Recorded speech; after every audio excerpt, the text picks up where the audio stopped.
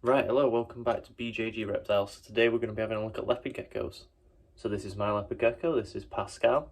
I'm unsure of the morph. I know his mum was a super hypo, but that's all I know. I don't know what the dad was like.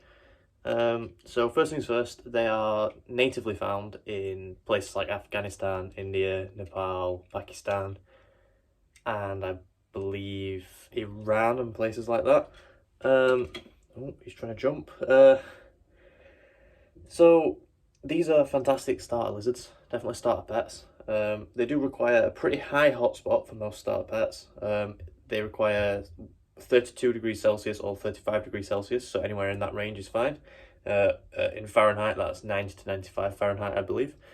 The substrate's relatively simple, especially when they're babies. You want to keep them on something sterile so that you can change every week.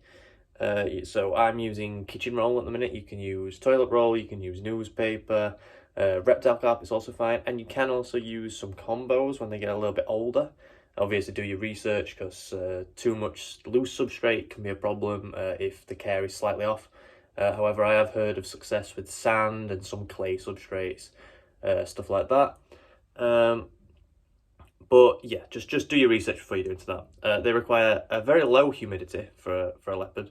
For a leopard gecko, it's only oh, he's running at the camera. Come here, buddy. Right, I'm gonna put him back in because he's been a little bit jumpy. But basically, they only require 30 to 40% humidity. Now, saying that you do want to require a humid hide for when they're shedding. So at the minute, I've got a coconut in his viv. So the coconut in his viv is got some sphagnum moss in it. That sphagnum moss keeps everything nice and humid. So when he does go to shed, he goes in there, peels it off himself, and they actually eat their own shed, which is quite cool. So you don't have to clean that up. Now, going on to diet, the diet is a little bit complicated. So when you went into lizards, it's a little bit different to snakes and other reptiles. Basically, they are insectivores, I think the word is. So they eat only insects. So that would mean that they can eat things like mealworms. So those, if you can see them in there, locusts, crickets, waxworms, stuff like that. I feed mine primarily locusts and mealworms every 2 days. He then does sometimes get waxworms, which are in here. Some of them are a bit dead, as you can see. He gets waxworms like probably once every week, because waxworms are a little bit more fatty than the mealworms I found. I don't want to get him overweight. As for how much he eats per day, so every feeding day he has roughly 4 large locusts and a minimum of 10 mealworms. Sometimes I'll top that up in between feeds. Sometimes he might have 15 mealworms, 20 mealworms. The mealworms aren't really that fatty, so you can kind of get away with a little bit of difference there.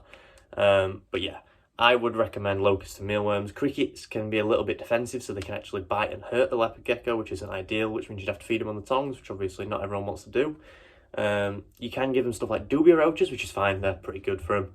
I've not tried him with any dubia roaches or superworms, which is another one I've heard is fantastic for them. When I do, obviously there'll be a video somewhere on my channel whether I recommend that or not.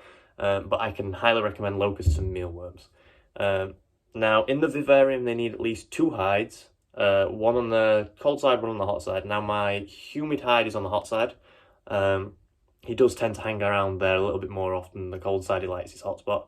They obviously need a small water bowl. Now, they only do need a small water bowl. They don't need something big. They're not huge animals, especially this guy. This guy's like, well, it says on here he was hatched on the 15th of the 7th, 2022. So he's not even like 6 months old. Now, they also need a mealworm dish for your mealworms or any other type of worms, so that they're not just escaping everywhere, so that you can eat them in a confined space. You can obviously let a couple run around if you want to see them hunt or whatever, but it's just easier if you put them in a mealworm dish. And I would also recommend a calcium dish. So leopard geckos, as I've observed Pascal here doing, actually go and eat calcium themselves when they realise they need it, which is really cool. Talking about supplements as well, when you're feeding them the food, you obviously need to apply the correct supplements. So I've got, because mine doesn't have UVB as of yet, as he's only little, and he's not in a full-size enclosure, he has D3 supplement. So when he gets a little bit older, I'll be switching over to UVB. I can't emphasize enough, UVB is very, very important for lizards, especially leopard geckos. They really need it. Whether you see them basking or not, they will be doing something called micro basking, or whatever you call it, where they'll stick like a foot or a tail or a bit of the head out, and they'll be absorbing those UVB rays like that. It is very, very necessary. Now, as I said, mine doesn't have that right now. He has D3 supplement. Do your research on supplements, because you can't put too much on certain prey items. You can't put too little. He needs to have a varied amount. So I've got a little dish this size that my waxworms came in. I've obviously put some masking tape to seal the holes at the bottom. I put my mealworms in there with some of the calcium. I shake it, and then I put them in the mealworm dish. And that's pretty much it for diet. Now, would I recommend them as a starter pet? Yes, 100%. If you're going into any sort of lizards, this or maybe a crested gecko would definitely be the way to go. I think they're more inquisitive than bearded dragons and Rankin's dragons. They're more personable as well. They like coming out. They actually explore. They don't just kind of sit there. Now, that's not to say other animals aren't great, but leopard geckos are fantastic. But as with every animal, you've got to do your research. You've got to make sure that you know what's going on, and you can't just wing it. Now, I hope this video's helped in some way, but don't just take my advice. Go and do your own research. If you disagree with me, come back and disagree with me. I'm open to conversation. I've not, like, my dad bred this one, so my dad has a bigger one. He feeds her every 2 days. She has 5 extra large locusts and roughly 15 mealworms every 2 days. But her is a little bit bigger. She has some arboreal spaces. Mine doesn't right now. Yeah, if you own a leopard gecko and you've come here just to like prove me wrong, honestly, just talk to me. Like, this is my first leopard gecko, so this isn't something that I'm a professional with. I'm really good with royals and some colubrids, but this is my first actual lizard as a pet. But yeah, I hope this video's helped. Like I said, go do your own research as well. If it has, don't forget to drop a like, subscribe, comment down below. But that is it for this video. Thank you for watching if you've got this far, and I shall see you next time.